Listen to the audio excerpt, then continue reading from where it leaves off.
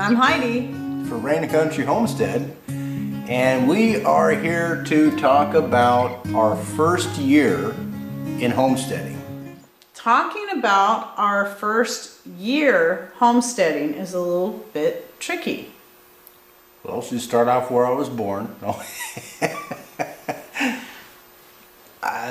Narrowing it down to as far what as was the first year? It's a real difficult answer, question to answer, just because of the simple fact that we never really thought ourselves as homesteaders per se. I grew up in the atmosphere of homesteading, preservation, raising your own food, and raising your own meat, chickens, eggs, the whole 9 yards. But we never really considered ourselves homesteaders. That was just the way of life. And when we got into the homesteading, we started gaining more interest in saving more money. We noticed the economy starting to get a little more sketchy all the time. The cost of living was going up, but the wages really were not. You know, you might get a raise, but it didn't really follow suit with the price of inflation. Mm-hmm. So we thought, well, the only way we're going to beat this is to stop spending money, or what we could in reference to stop spending money. So we have to give a little bit of a background before we really say, okay, well, we started homesteading in, year 1, year 2, year 3. But I think probably a fairly good milestone would be 2010. We were always the kind of DIYers. I've always cooked and baked from scratch from the time I was a teenager. I grew up in a home where everything came from a box or a can, and I wanted to learn how to cook and bake from scratch. So I started at a very young age. I started sewing as a teenager.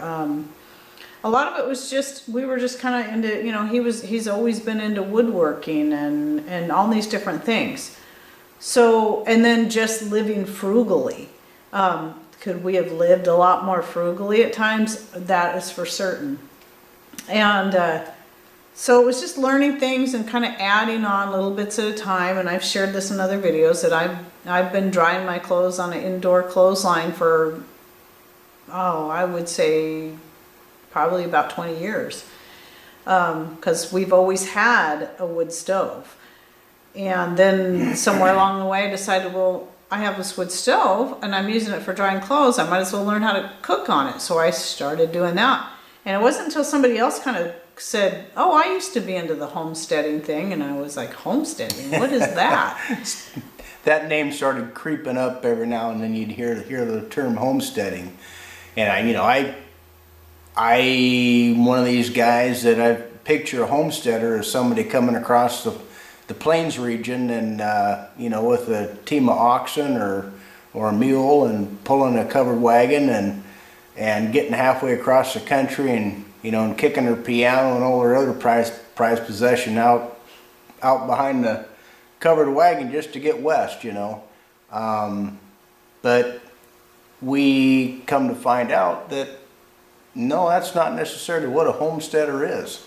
And a homesteader is somebody who has a home and a stead. And you'll see it in another video. I don't know which one will go up first, but I did talk about the definition and actually read it right from the Webster Merriam Dictionary, what definition of homestead is, and it's very, very simple. With all these people making definitions of what is a true homesteader, well, if you look in the dictionary, it's actually very simple.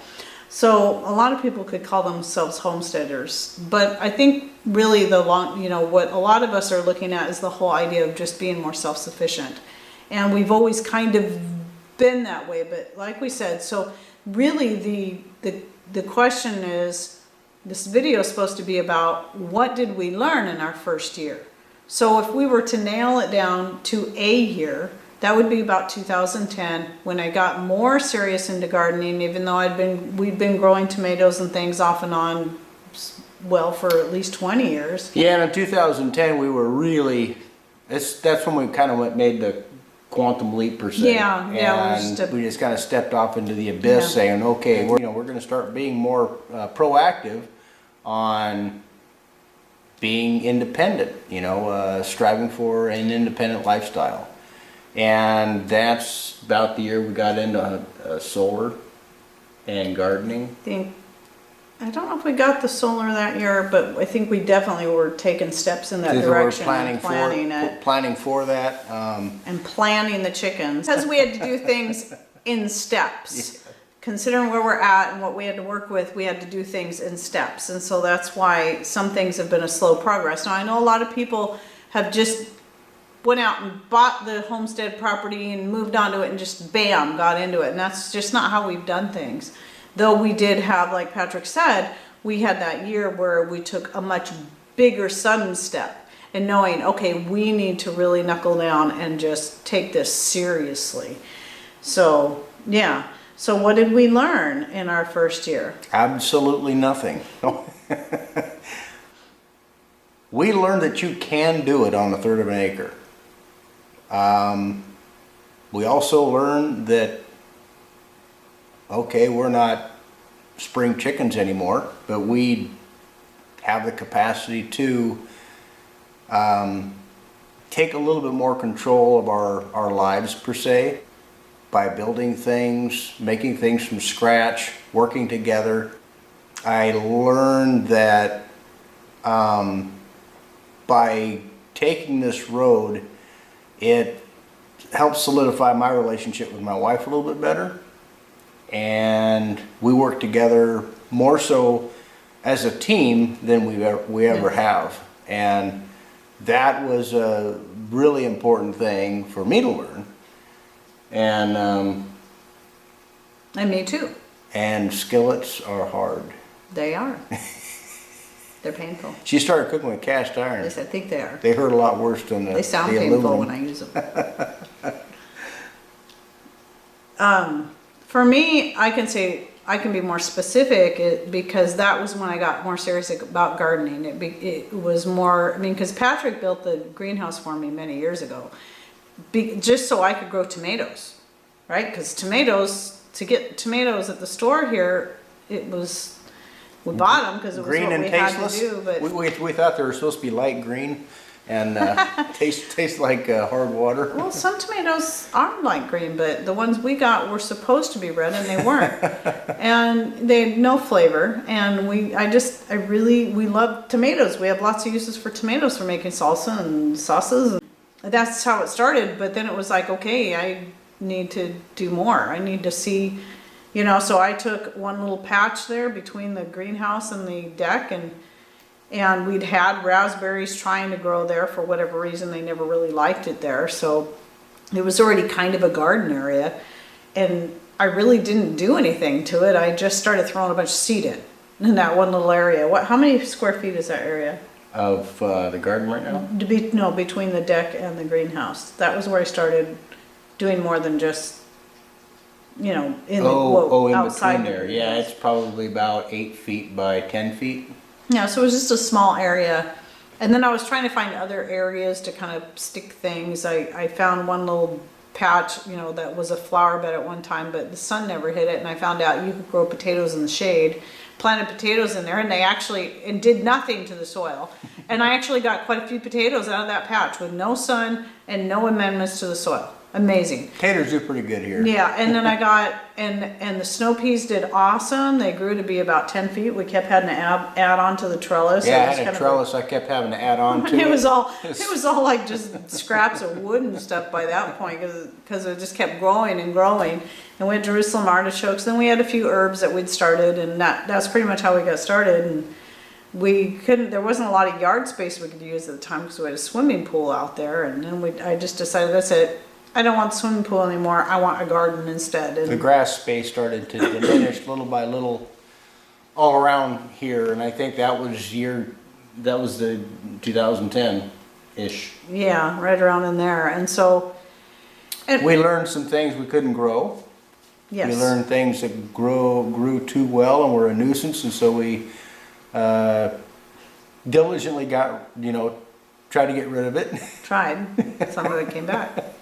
Had Jerusalem artichokes And the comfrey. and the comfort. But now I want the comfrey, so I found a different spot where I want it to grow, so I don't care if it takes over that spot. Yeah, like Pat said, what I learned, it's how I learn how to garden is I just do it. I read what I can, but I know two things. This area is very different.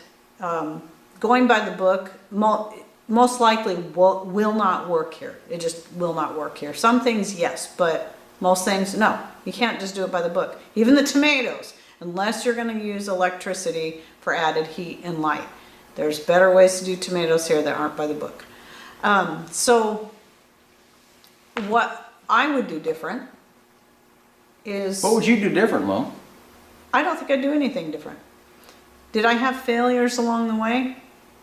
Well, yes, I had things that didn't grow. I had things that didn't work, and I still have things that don't grow and don't work because I'm still experimenting all the time. And really, they're not failures because each thing I do that doesn't work out, I realize, okay, I need to find another way. And I keep trying until I can get it to work. So, no, I wouldn't do anything different because everything that I did, I learned the most from the failures than the successes, and realized that every time something didn't work, I kept trying until I found a better way and what works for me. And that gave me hope that means if I could get this to work, then I could get this to work. And then I'd keep trying with that. So it was a process of growth that I wouldn't change. I wouldn't take back. I learned about permaculture and how much better that was, and what made sense. It just something that resonated with me, because when I started watching the way things grew, and a look at the way things grow around here, you take a walk out in the woods and you're like, well, that grows there right next to that in that kind of soil, and nobody does anything to that soil. The only amendments I buy right now are bone meal and blood meal. And eventually, once we have our chickens, I won't be buying the blood meal for sure, and I'll just keep finding other ways to keep adding by using things that grow, like the borage and even dandelions. Throw them back in there, mulch them up, and throw them back in there. They put so much minerals in there. So these are the things I'm learning how to fertilize my own garden with what I have on hand without having to purchase amendments. That's some of the stuff I've learned, is that if I was, just kind of really break it down, you can make it work. You can get away. It's going to take practice. It's going to take hard work. You can't just throw a garden in the ground and expect to have this abundance of food. You have to learn. You have to practice. You have to work it. Well, and you got to work your soil too. Your soil has to be conditioned. Typically, when you go and plant first year, your soil is going to be pretty stagnant. Deficient. Yeah, deficient. And so you have to work that every year. You have to keep adding material, nutrients to it, especially around this country, because the rain basically washes out the soil around here. Yeah. And so you have Takes to all the keep adding minerals to it. And so luckily we have a source for horse manure, and I have a way to get it here, by bucket loads. But you look how things grow in nature. The leaves Yeah. fall, the needles fall, the things And leaves and grass insulate the ground and different things. Break down. But if I had the power to do it over again, I think I would do it earlier. in Exactly. life. Exactly. That's what I was Because gonna as we get older, we find out, there's some quote unquote mistakes that we make along the way. Things that we could change to make our lives more efficient. Things that we thought were important earlier are really not important now. And I made some pretty good investments, and as far as buying things, tools and stuff like that, I mean, we're ready, tool wise and knowledge wise, to make another big step into getting more land, somewhere. Well, I think we just kind of honed more of the skills that we have. Yeah. With Heidi, getting the treadle machine and learning how to do things without electricity, kept cutting back a little bit at a time. Gosh, to say what we learned in the first year, I would just say teamwork, and that yes, we are homesteaders, and yes, we can cut back and we can do things on our own. And you're never to a point that you should ever say that I've learned all I can learn. There's always more you can learn. And I want to hit that point again about starting earlier, because yes, that was what I was thinking, and I forgot all about it, was that if there was anything I could change, I would have started, even though we've always been doing some of this stuff along the way, as far as that big step and really making the bigger changes, I would have started that probably 10, 20 years sooner. Oh yeah, life is short. Well, I suppose in closing we would have to say that the biggest thing that we learned on our first year homesteading was more about growing your own food, more about independence, more about working with each other, and understanding and knowing that you can have a homestead on 1/3 of an acre, and Or less. just like you could have a homestead on 40 acres. You don't necessarily have to have a barn and a board and bat house. You can do it right where you're at. We realize that. We learn how to garden. We learn what grows here, what doesn't grow here. We're still learning on that one. But that was the biggest leap for us as far as learning what we can do, what we can't do, what our limitations are.